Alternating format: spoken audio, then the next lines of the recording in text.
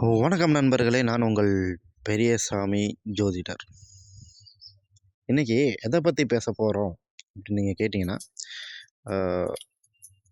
கேந்திர ஸ்தானங்கள் அப்படின்னு சொல்லக்கூடிய 1, 4, 7, 10 இதுகளில் சூரியன் இருந்தால், இல்லைன்னா இந்த அதிபதிகளோட சூரியன் இருந்துச்சுன்னா என்ன மாதிரியான பலன் கொடுக்கும்?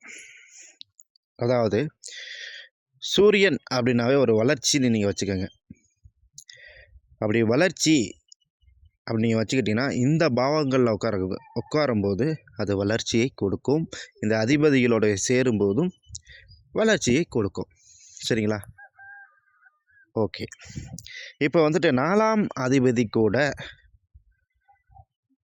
சூரியன் சேர்றார். அதாவது எடுத்துக்காட்டாக 4ஆம் அதிபதி கூட சூரியன் சேரும் பொழுது ஒரே இடத்திற்கு 2, 3 இடத்துல இடம் வாங்குறதுக்கு உண்டான யோகத்தையும் கொடுக்கும். சரிங்களா? அம்மா தான் அந்த வீட்டை தாங்கி பிடிக்கிற நிலைமையும் கொண்டு வரும். அதாவது அம்மா தான் அங்கே எதாக இருந்தாலும் தான் அப்படின்னு முன்னிருந்து நடத்தி எல்லாத்தையும் எடுத்து சொல்லுவாங்கன்னு சொல்கிறேன். அது பணம் சார்ந்த விஷயங்களையும் கூட அப்படி ஒரு நிலைமையும் கொடுக்கும். சரிங்களா? ப்ராப்பர்ட்டி அப்படின்னு நீங்கள் வரும்போது அது வேல்யூபிளாக இருக்கும். அதாவது ரோட்டு பக்கத்தில் இருக்கலாம், இல்லை ஏதாவது பெரிய அரசு அதிகாரி வீட்டுக்கிட்ட இருக்கலாம், அப்படி இல்லைன்னா சிவன் கோயிலுக்கிட்ட இருக்கலாம், இல்லை அந்த அந்த இடத்தில் சிவன் கோயில் இருக்கிறதுக்கு வாய்ப்புண்டு. சரிங்களா? ஸோ இந்த மாதிரியான அமைப்புகளில் அமையும். இப்போ 7ஆம் இடத்துல போய் சூரியன் உட்காந்துருக்கு அப்படிங்கும்போது, இல்லை 7ஆம் அதிபதி கூட சூரியன் உட்காந்துருக்கும்போது, அதனால தான் இது வளர்ச்சி பாவம் சொல்கிறோம். அதனால தான் தார தோஷம்னு சொல்லுவாங்க. 1க்கு 2 கொடுத்துட போகுதுப்பா அப்படின்னு. சரிங்களா? அதை 7ல் சூரியன் உட்காந்ததுனால இது கொடுக்காது. அது அடுத்தடுத்த ஸ்டெப் இருக்குது. இருந்தாலும் 7ல் போய் உட்காந்தால் அதுவும் வளர்ச்சி பாவம். சரிங்களா? டபுளாக கொடுத்துரும் அப்படிங்கிற ஒரு எண்ணத்தில் தான். ஸோ மற்றவர்களிடம் தங்களுடைய பர்சனலை பகிர்ந்துக்கும் போது பார்த்து பகிர்ந்துக்கோங்க. 7ல் சூரியன் உட்கார்ந்துருக்கவங்க தன்னுடைய வீட்டின் கதையை மற்றவர்களிடம் இல்லை நண்பர்களிடம் சொல்லாமல் இருப்பதே நன்று. அப்போ தான் நல்லாயிருக்கும். இல்லைன்னு வச்சுக்கோங்க, அவங்க அதை பயன்படுத்திக்க நினைப்பார்கள். வேணும்னா செக் பண்ணி பாருங்கள், உங்கள் ஜாதகத்தில் இருந்துச்சுன்னா. ஒரு வேளை அப்படி தவறாக இருந்தாலும் எனக்கு சொல்லுங்கள். அதே போல் 10ஆம்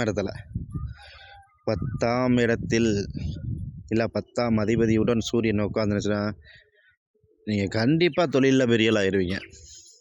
இல்லை சார், எனக்கு அப்படி தான் 10ஆம் அதிபதி கூட சேர்ந்துருக்கு, ஆனால் தொழிலில் வளர்ச்சி ஆகலையே அப்படின்னு நீங்கள் சொன்னீங்கன்னா, அது எத்தனை பிஸ்னஸாக இருந்தாலும் சரி, அதுக்கு உண்டான நேரம் வரும்பொழுது, அதுக்கு உண்டான காலம் வரும்பொழுது கண்டிப்பாக அந்த வளர்ச்சிங்கிற அந்த சூரியன் 10ஆம் அதிபதி கூட சேர்ந்து விட்டது அப்படின்னாலும் நீங்கள் தான் அப்படிங்கிறத அதில் பேர் எடுத்துருவீங்க அப்படிங்கிறத ஸ்ட்ராங்காக சொல்லலாம்.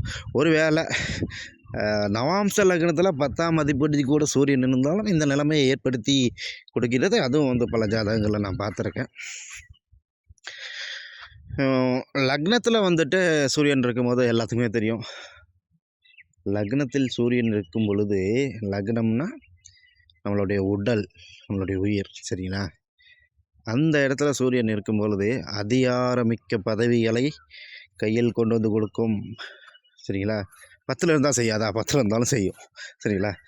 அதாவது அதாவது லக்னத்தில் சூரியன் இருக்கும்போது அவங்களுக்கு தன்னை பெருமைப்படுத்தினால் பிடிக்கிற அளவுக்கு ஒரு அதிகாரமாக வச்சுருக்கிறதுக்கு முயற்சி பண்ணும் சூரியன். ஸோ உங்களுடைய ஜாதகத்தில் 10ஆம் அதிபதி கூடவோ, இல்லை 10ஆம் வீட்டில் இருக்க சூரியன் கூடவோ, இல்லை 4ஆம் அதிபதி கூடவோ, இல்லை